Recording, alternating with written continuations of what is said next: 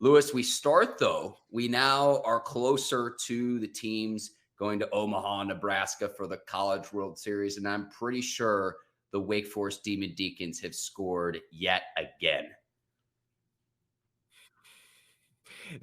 It's so wild, man. Just the way their offense was always good. They were always like, top 3 in the ACC, and their pitching has been phenomenal this year. But man, like, hold on, I did the math as I pull up my notes here from the ground. I did the math.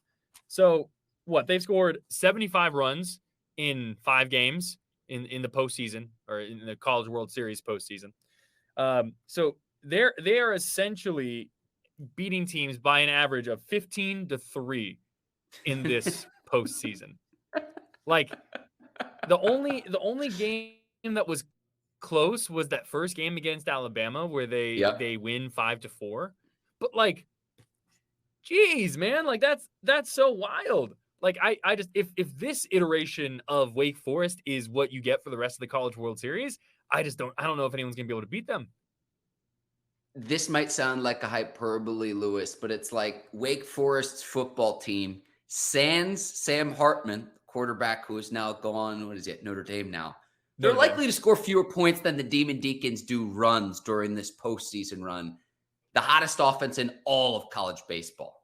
I mean, it's wild. Like, they had what 22 in that game against Alabama to win the Super Regional. Like, when you combine that with how good their pitching has been, it's just so ridiculous to think. Like, I mean, like, you look at it, they've had 129 home runs this year, which is absurd. I think only 2 other teams in the ACC have had over 100 this postseason. Duke is one of them. They losing to Virginia in the Charlottesville Super Regional earlier this week. They have drawn 404 walks with a 309 batting average.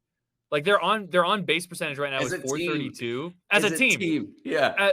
Like their on base percentage right now is 432. Like they're just and then when you combine that with their 172 earned runs as a pitching staff, which is no other team in the ACC has less than 200 earned runs as a pitching staff. They've only pitched 166 walks. With the next closest, by the way, is UVA at 194. Their opponent batting average is 203. Like I don't know. Like if it looks like a duck and quacks like a duck, it's a favorite to win the College World Series. Like it's like they're playing a different sport than everyone else. And now 2 guys that I would encourage people to watch if you're just catching on to the college baseball tournament postseason now that we're getting into Omaha, now that we're getting into the College World Series.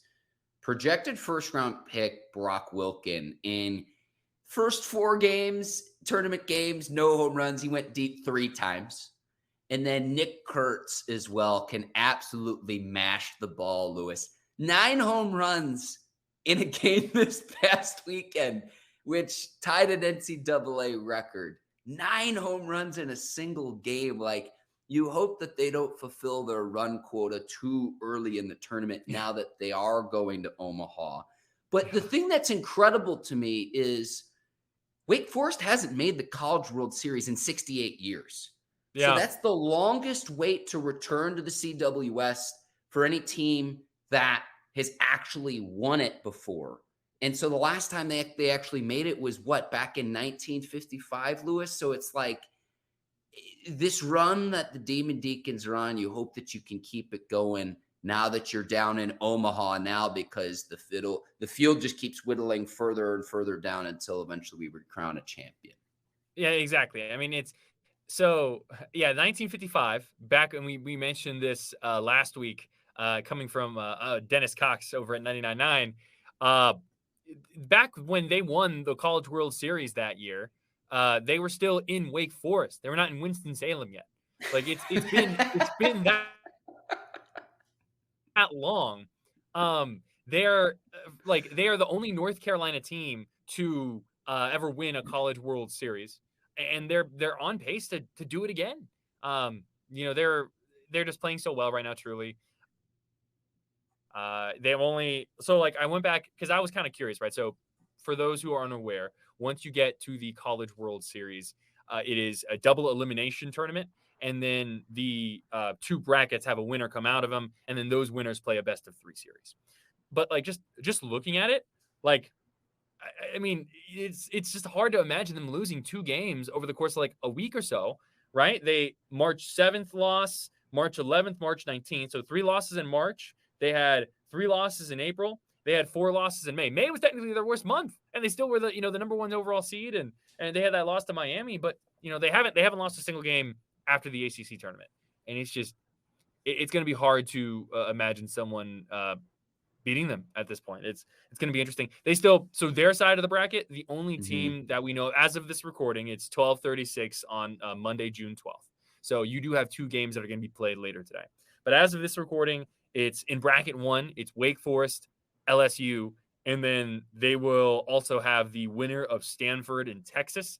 That is tied 1-1 right now. And then the winner of Southern Miss and Tennessee, which is also tied at 1 apiece. So, I mean, the table is set there really quickly, Lewis, before we move on to talk hoops. Duke season's over, and the Blue Devils also trying to vie to get back to the College World Series in Omaha, not able to do it. And we were watching the game Friday in the WRAL newsroom, and the game ends with the Blue Devils, the outfielder making a leaping catch at the wall.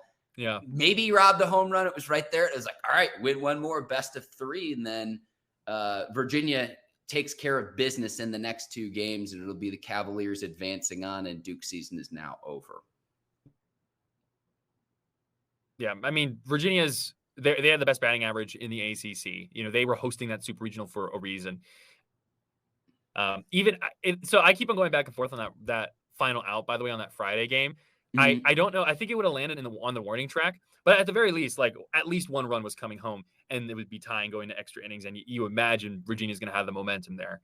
So no, I mean, I think that Duke Blue Devil team. All right, listen, I went to UNC. I am a person who has feelings and emotions, but that Duke Blue Devil team is hard to root against. They are a very fun team. It's a very fun program that they've put together. They had never been to a super regional, and then in 2018 they make it, and now they're tied with UNC for most super regional appearances since then for an ACC program. They're very good, and they're really putting together a good team. They're going to continue to. When we were talking with head coach over there on, I think it was Monday of last week, it was before they traveled to go to Charlottesville. So I guess maybe it was Wednesday or something like that. But one of the things they mentioned is like, hey, winning begets winning. And when you have the opportunity to have success, that's when you're able to convince some people who are the more talented players to come through. And much respect to Duke's baseball program. I think they're in a good position to continue to have that success. MJ Metz was such a fun story this year too. Yeah, with the ACL and just mashing home runs, and it's just like almost Kirk Gibson-esque, Lewis. Yeah. They're going to be Duke baseball is going to be just fine. They're in a really good position. Good season on their end, and excited to see what they do moving forward. Look at Luis Fernandez, executive producer, podcast host, and I would say diplomat now. Saying nice things about, yeah. Do you like that? Saying nice things about the Duke Blue Devils, even as a UNC alum. You gotta sometimes you wear this sometimes you wear the cloak of objectivity, sometimes you wear the cloak of subjectivity. The cloak. I just much success. They're going to be great. Duke's a fun team. The blue collar, I think, is what their kind of like team catchphrase is. So they're a fun team.